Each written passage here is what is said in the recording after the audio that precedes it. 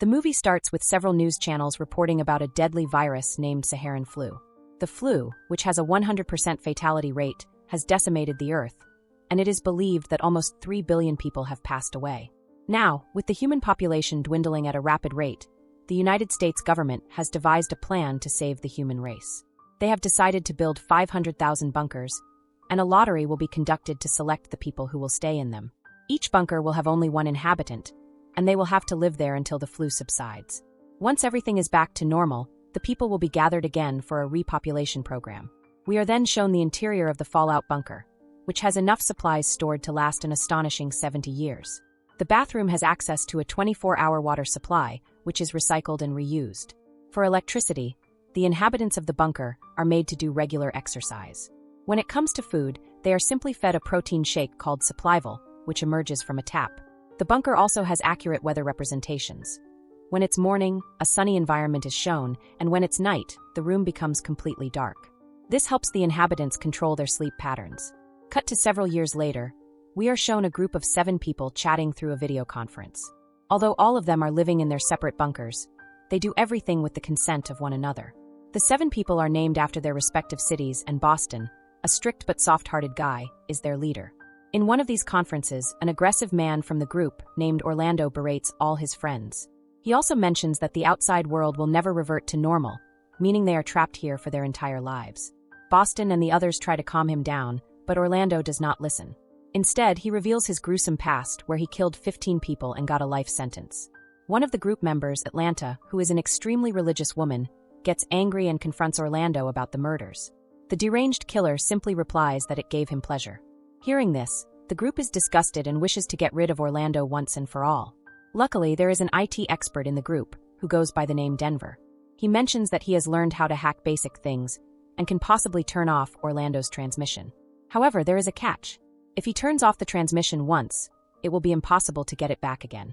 This means that if Orlando's video calling ability is turned off, he may have to live the rest of his life alone, without anyone to talk to. The decision is a tough one, so the group decides to vote. 3 people, Boston, Atlanta, and a man named Chicago, vote for Orlando's transmission to be cut off. However, a woman named Phoenix and another man, Houston, claim that the punishment is too severe and vote against it. This leaves the decision to the hacker, Denver, but before he can speak, Orlando himself orders the group to cut off the transmission, claiming that he is sick of seeing their boring faces. Obliging his request, Denver hacks the system and makes Orlando disappear forever. That night, a sleepless Phoenix wakes up and talks to Denver. They discuss the earlier incident, and Phoenix mentions that what they did was wrong. However, Denver consoles her by saying that it was the best thing to do. Here, it is revealed that the two are in a relationship. Following this, the movie fast-forwards to 8 months in the future. Despite losing one member, the group has adjusted well to the situation. However, due to an anomaly in the system, Houston's weather lights start changing abruptly. Because of this, he hasn't been able to sleep for several days. After a while, the group starts their usual meeting, and everyone reports their findings. It turns out that all the members are assigned particular tasks. For example, Atlanta has to keep track of the group's health, while Denver is responsible for notifying everyone about the outside world status. This is possible because of the additional computers in the bunker, which show various statistics, such as the number of people remaining in the world and the heartbeats of all the group members. While everyone is busy with their tasks, Chicago, the least productive member of the group, gets bored. He tells everyone that everything is futile since they are never going to see the outside world again. Boston tries to scold him, but Chicago presses a button on the computer, forcing the bunker's manual to pop up on everyone's screen. Since the video cannot be skipped, everyone is forced to watch it. In the video, the bunker's creator, Nadine, starts explaining the various amenities inside the bunker. The video ends as Nadine narrates that there is still hope left on this earth for humanity. Some days later, as the group is discussing in one of their regular conferences, their data computers suddenly shut down. Though Boston thinks it's just a temporary defect, the others fear that their bunker is starting to disintegrate. The strange thing is that the computers are down in all 6 of their bunkers, despite them being thousands of miles away from each other. Later, Phoenix privately calls her boyfriend, Denver, and tells him that the system might have been compromised because of a loophole. The loophole started when they hacked into the system and shut down Orlando's video transmission. Phoenix then pleads with Denver to hack into the system again and bring back Orlando, as it might be the only way to restore their data computers. However, Denver mentions that bringing back the transmission is not possible, so it's not worth trying. Denver becomes emotional and promises to retrieve Orlando's transmission. One night, he finally succeeds and calls Phoenix to share the good news. Surprisingly, when they check Orlando's feed, he is nowhere to be found.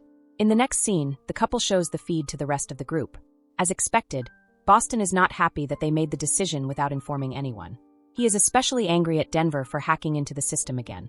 However, the couple replies that they no longer care about voting. That night, Phoenix once again calls Denver and asks him if he can retrieve some of Orlando's personal videos. She believes the videos might reveal a clue about where he went. Denver agrees and immediately gets to work.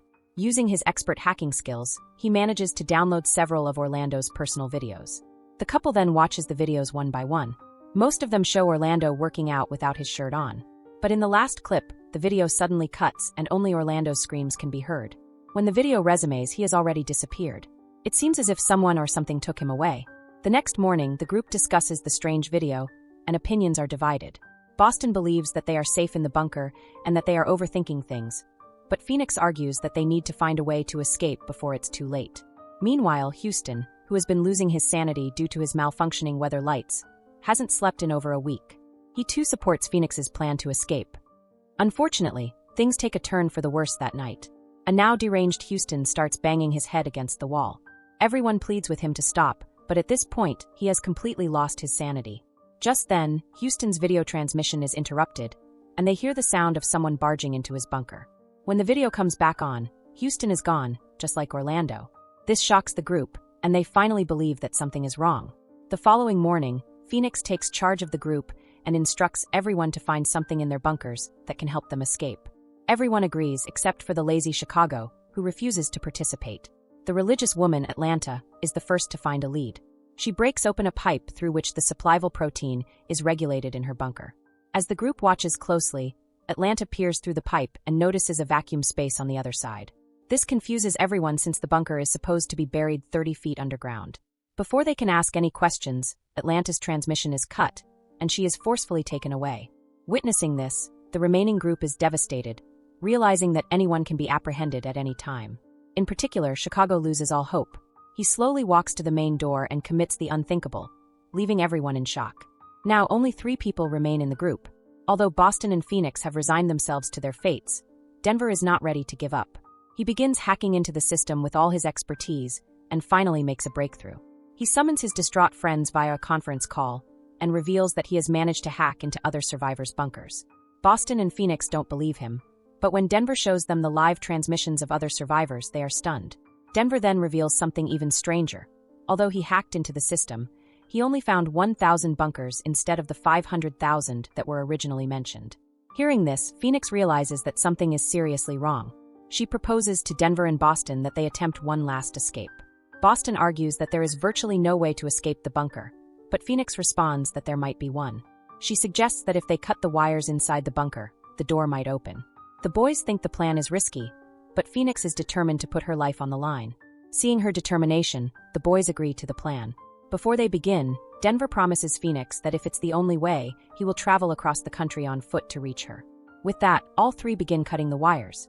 As soon as they succeed, an alarm goes off, and the door finally opens. Phoenix is the first to step outside, only to find that the door leads to a normal-looking apartment hallway. She had always imagined being inside a bunker, but reality is far from what she expected. Before she can make sense of it, Denver emerges from the next door, implying that they had been living in the same building for the past 6 years. As the two embrace in a mix of joy and confusion, Boston emerges from another door. In the next scene, the 3 investigate the strange apartment and eventually reach the terrace. After 6 long years, they finally experience sunlight again. Phoenix climbs a staircase to get a better view of the city, and to her surprise, everything is functioning normally. People are walking on the streets and traffic is bustling. A while later, Phoenix approaches her friends to share the news, but they seem to be hiding from someone. 2 people who look like policemen are searching for the trio. With no escape route from the terrace, Boston decides to create a diversion so his friends can flee. His plan works, and the couple makes their way downstairs until they find themselves in an office. Suddenly, Nadine, the creator of the bunkers, arrives with a gun and orders Denver to step back. She warns Phoenix to stay away from him, claiming that Denver is a dangerous person. Confused, Phoenix demands to know what's going on, and Nadine finally reveals the truth. The bunkers are specialized prisons, and all the inhabitants are convicted criminals. People like Phoenix were never released from prison, They were simply transferred to these bunkers, where Nadine had hoped to give them new purpose and hope. Furthermore, the Saharan flu never existed. The news reports were fabricated to deceive the prisoners. Denver's theory was correct. There were only 1,000 prisoners in total. Phoenix then asks why the prisoners are being forcefully removed from their bunkers, referencing the recent disappearances. Nadine explains that when Orlando was kicked out of the group, his video somehow leaked to the public, causing outrage. The public felt that prisoners were being given too much freedom and luxury inside the bunkers. In response, the government ordered the project to be shut down. Now, the prisoners are being pulled out so changes can be made to the bunkers. Once modified to be less comfortable and with stricter restrictions, the prisoners will be sent back in until space in the regular prison system becomes available for them. The revelation shocks the couple, but Phoenix is still curious about one thing: why Denver was incarcerated. Nadine reveals that Denver had stalked 15 women online and murdered them brutally. Hearing this, Phoenix is devastated, realizing that Denver had been pretending to love her all along. Shortly after, the police officers from before arrive and knock both Denver and Phoenix unconscious. In the final scene, Phoenix and Denver are taken to the same hallway where they encounter the rest of the group, except for Chicago. Orlando is also there, but when he tries to escape, he is shot and killed. The movie ends with the 5 remaining survivors being sent back to their respective bunkers, which have now been transformed into grim, terror-filled cells. So that's it. Hope you enjoy the story. Subscribe and press the bell icon for more videos.